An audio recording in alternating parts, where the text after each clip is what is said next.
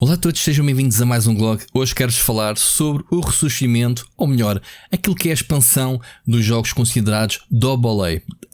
Portanto, nem são jogos indie, nem são jogos AAA, está ali no meio. E o que é que os distingue dos outros? Portanto, são jogos que normalmente têm valores de produção acima de um estúdio indie, mas também lhes falta aquele polimento, número de trabalhadores, enfim, o budget que um jogo AAA, um jogo daqueles considerados grandes jogos assim no mercado dos grandes estúdios, de grandes editoras que saem no mercado. E portanto não é considerado um nicho, porque até se olharmos bem para o mercado é a maior parte da fatia, mas não é, tirando um ou outro título, não é propriamente o catálogo que mais chega a chamar a atenção das pessoas. Não é aqueles jogos que vendem consolas, não é aqueles jogos que por norma não nos agarram tanto. Normalmente chama-nos a atenção um grande indie, ou um jogo que a gente vê que tem valores de produção inferiores, mas com grandes ideias, grandes mecânicas, e é considerado um jogo indie. E muitas vezes até fazemos alguma confusão com os jogos AA.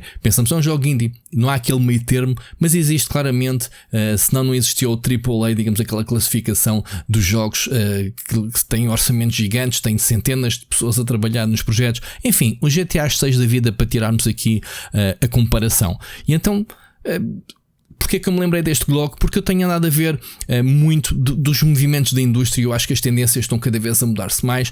Começo a ver os jogadores cada vez com menos paciência para jogos open world gigantes, jogos com dezenas de horas.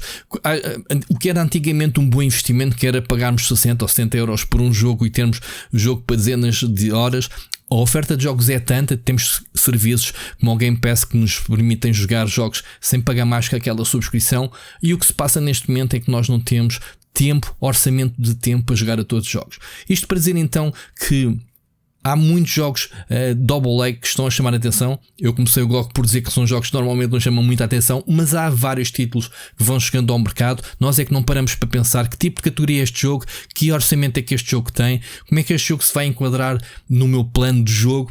E enfim, os AA estão aí para ficar, e há cada vez mais a tendência de se dizer que a indústria AAA está cada vez mais morta. Não quer dizer que esteja morta ou que vá desaparecer, mas há cada vez mais contenção nas grandes editoras, nas Activisions, nas Sonys, nas Nintendos, enfim, nas Electronic Arts, em apostarem cada vez mais em jogos AAA, lançarem 2 jogos a cada, se calhar 2, 3 anos, e essa vai ser a tendência. Veja-se, por exemplo, a Sony, que este ano não tem mais nada de AAA, e vai ser a tendência de lançar mais jogos Game as a Service do que propriamente AAAs, e nós sabemos que é essa a estratégia da Sony no futuro. Não quer dizer que a Sony não venda os AAAs e que não compensa o budget, mas o tempo que demoram a fazer cada um desses jogos, eu acho que vai fazer com que os estúdios comecem a criar divisões, portanto, terem um estúdio principal focado num grande AAA, mas depois tem que haver, para preencher o tempo, estúdios a colocarem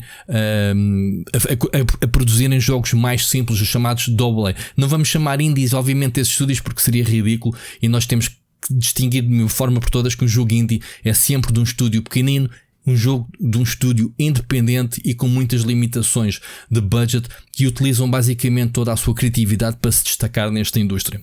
E então, os AA chamam-me a atenção porque exatamente ontem vi a conferência, ou melhor, o showcase da THQ Nordic.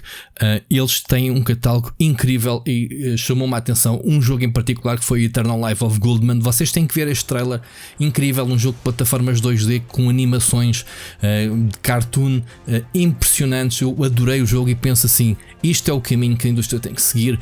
Nota-se claramente que não é um jogo ambicioso AAA, mas é um jogo que nos chama a atenção e que nos agarra. E depois temos outros jogos, mesmo dentro desta apresentação, como o Wreckfest 2, que apesar de não ter mostrado nada do teasing, chamou a atenção, pelo menos aqui da nossa comunidade, de um jogo bastante esperado e que traz bastantes memórias, o primeiro jogo.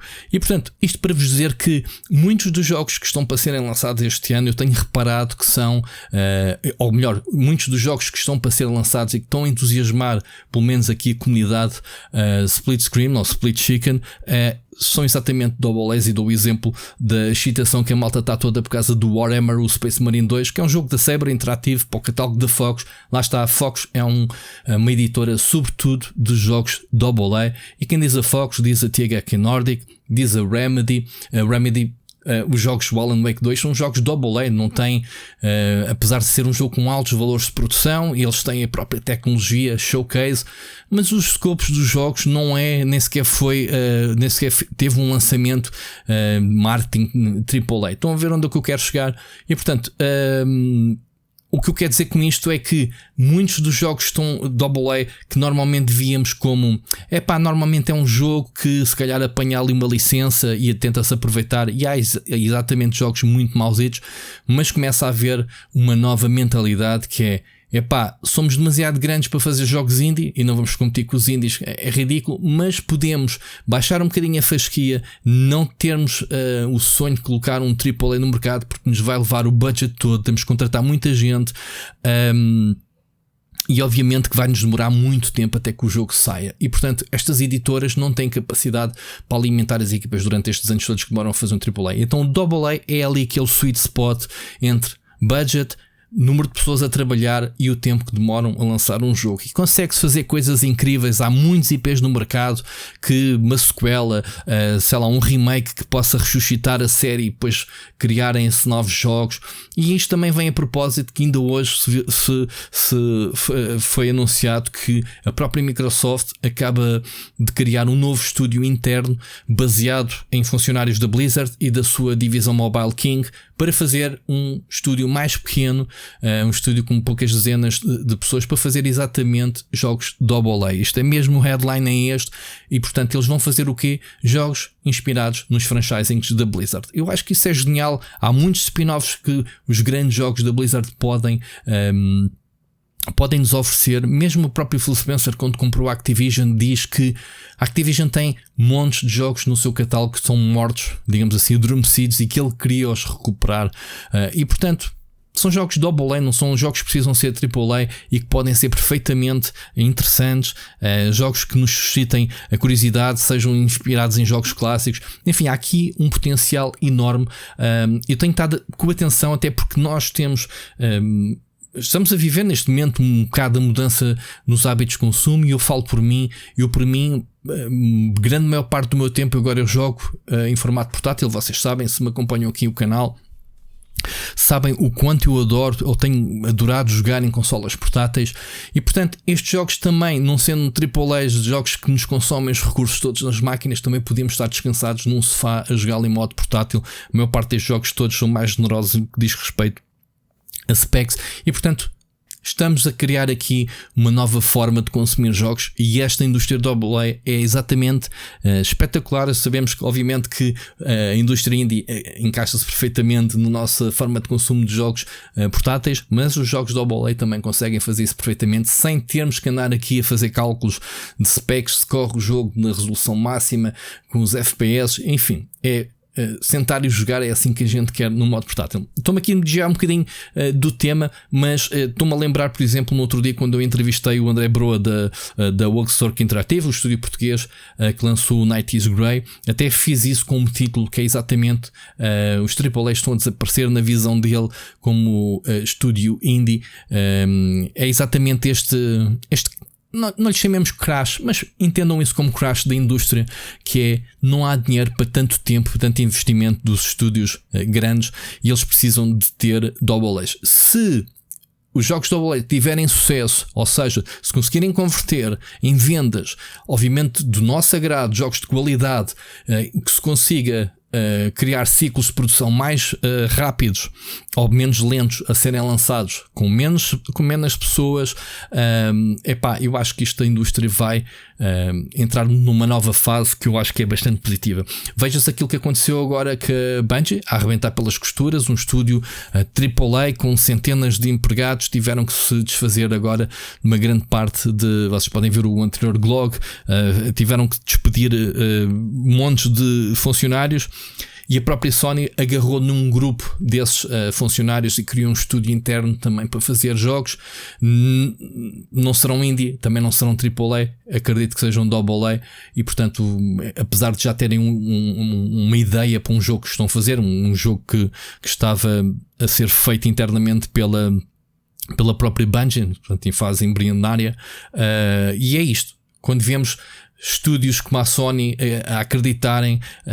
A própria Electronic Arts, por exemplo, lança todos os anos um jogo no seu catálogo. Aquela label que eles têm, Originals, normalmente é um jogo AA, é um estúdio, não é um jogo indie, não é um jogo AAA, é um jogo ali AA, e todos os anos eles lançam pelo menos um jogo dentro desse conceito AA. E portanto, eu estou aqui para abraçar esta nova fase, para olhar melhor para estes jogos de ideias que podem surgir que sejam mais ambiciosas que um jogo indie, mas também não necessitam do polimento, ou melhor, não precisam de tanto tempo ou tantas pessoas para fazerem, para acabarem o jogo como um jogo AAA.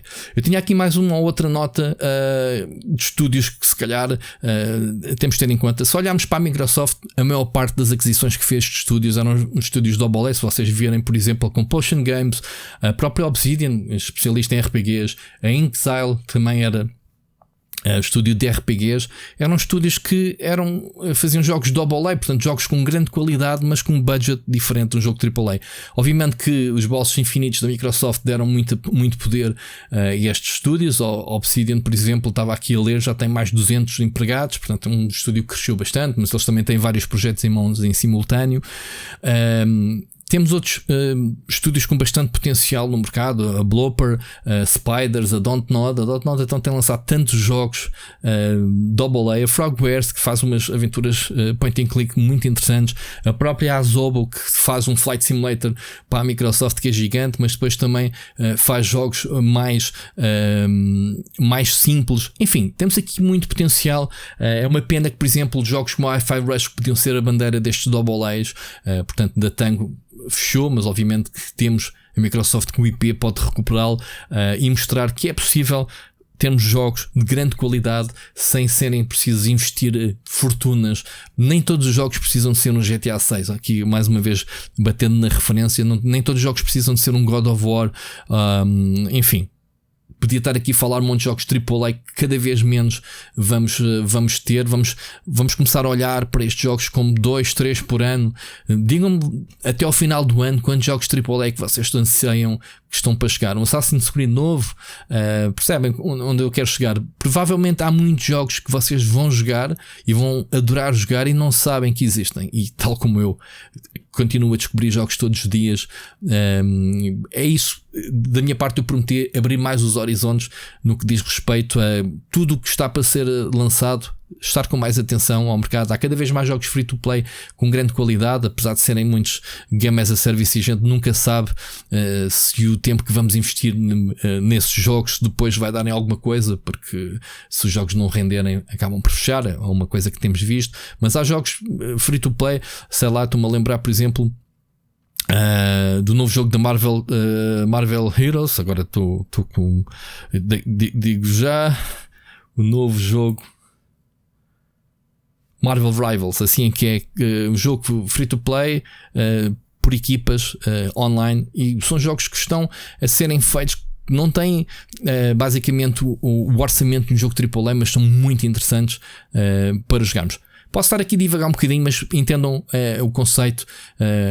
Digam nos comentários que estúdios é que vocês acham que estão a ditar cartas neste momento, se consideram que realmente esta indústria de AA, tendo em conta as características do mercado atual, se faz sentido ou não, se estariam dispostos a investir mais nestes jogos. Obviamente que temos que ter em consideração que também vamos estar à espera que os jogos, sendo mais simples, mais acessíveis, também sejam mais baratos de adquirir, e se não é uma boa ideia puxarmos para baixo um bocadinho esta indústria que está a perder um bocadinho fogo, porque não conseguimos jogar a todos os jogos, logo não vamos comprar todos os jogos AAA que saem no mercado.